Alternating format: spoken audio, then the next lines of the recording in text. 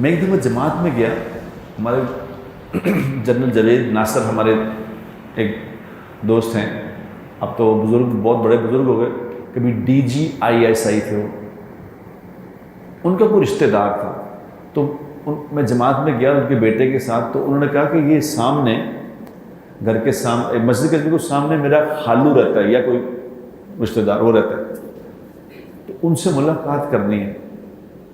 تو میں نے کہا کر لیتے ہیں۔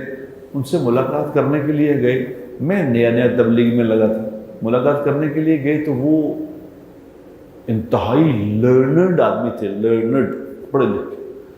میں ان سے تھوڑی سی بات کروں، وہ جناب قرآن کی آیت پڑھے، ساتھ اس کی ترجمہ کرے، ساتھ تفسیر کرے۔ جس موضوع میں بات کروں قرآن کی آیت پڑھے، ترجمہ تفسیر قرآن کیا۔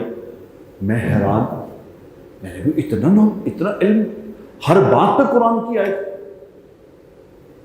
تو میں نے اس سے کہا، میں کہا جی آپ نماز تو مسجد میں پڑھتے ہوں گے، آپ نماز تو مسجد میں پڑھتے؟ انہوں نے کہا نماز تو پڑھتا ہی نہیں۔ انہوں نے کہا میں تو نماز پڑھتا ہی نہیں۔ میں نے کہا سبحان اللہ، اتنا قرآن جانتے ہو، اتنا علم ہے اور نماز نہیں پڑھتے، یعنی پڑھتے ہی نہیں، گھر بھی نہیں پڑھتے؟ انہوں نے کہا نہیں میں نہیں پڑھتا، کیونکہ اعمال علم کی بنیاد پر نہیں ہوتے۔ بڑی غور سے بات سنا کرو کہ عمل جو ہے وہ علم کی بنیاد پر نہیں ہوتا، عمل یقین کی بنیاد پہ ہوتا ہے۔